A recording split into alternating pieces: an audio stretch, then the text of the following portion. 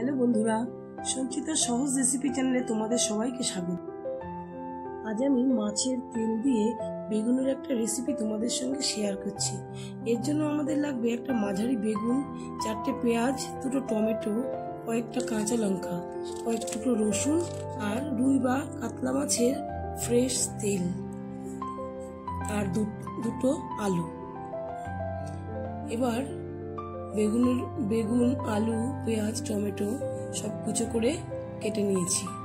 তারপরে কড়াইতে সর্ষের তেল দিয়ে আমি প্রথমে আলুর টুকরোগুলোকে আগে একটু নাড়াচাড়া করে নিলাম।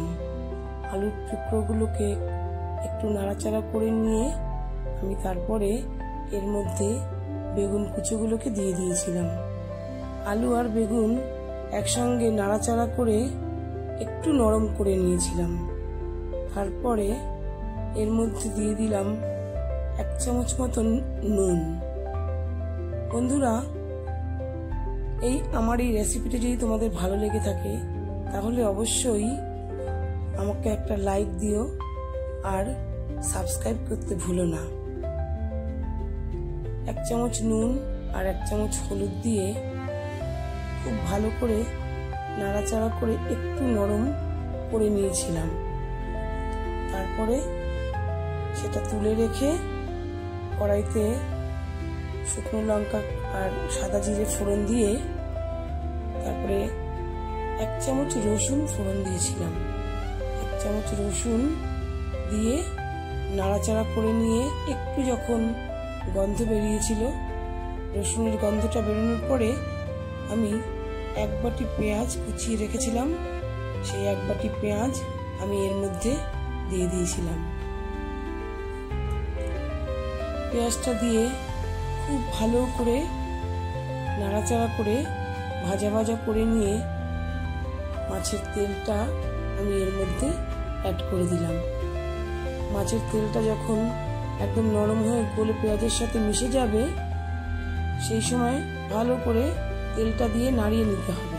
তেলটা একেবারে গলে গেলে পরে নাড়িয়ে নিয়ে এর মধ্যে আমি 2টো টমেটো কুচি দিয়ে দিয়েছিলাম। 2টো টমেটো কুচি দিয়ে তারপর টমেটো যতক্ষণ নরম না হওয়া পর্যন্ত নাড়তে থাকলাম।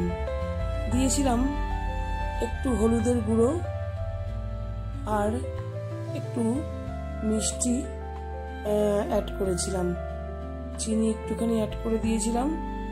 আর তারপরে নাড়াচাড়া যখন হয়ে পেঁয়াজটা একদম লাল লাল করে ভাজা হয়ে গিয়েছিল মাছের তেলের সাথে, তখন আলু আর বেগুনটা আগে থেকে যে ভেজে রাখা আলু বেগুনটা এর মধ্যে যোগ করেছিলাম।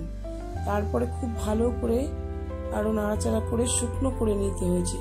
একদম যখন শুকিয়ে একটু তেল ছেড়ে এসেছিল তখন ধনেপাতা কুচি দিয়ে ভালো করে নেড়ে চেড়ে এবার এটাকে আমি নামিয়ে নিয়েছিলাম। তৈরি হয়ে গেল মাছের তেল দিয়ে বেগুনের রেসিপি। যদি তোমরা এটা বাড়িতে করে খাও তখন বুঝতে পারবে যে এটা কত সুস্বাদু।